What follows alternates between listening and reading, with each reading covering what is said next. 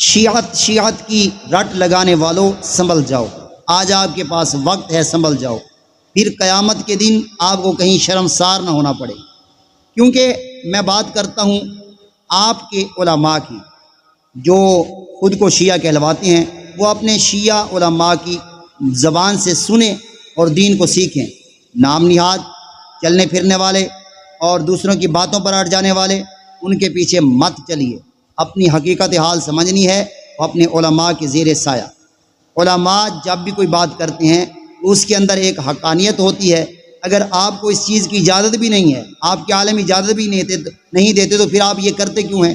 ذوالجناح کے نیچے سے گزرنا، ماتم کرنا وغیرہ وغیرہ، یہ عجیب عجیب باتیں ہیں، شام غریبہ کا منانا وغیرہ۔ آپ صحیح حقیقت حال سے آشنا تو ہو جائیے، سنیے اپنے عالم کی زبانی۔ نماز نہیں، روزہ نہیں، حج نہیں، زکوٰۃ نہیں، خمس نہیں،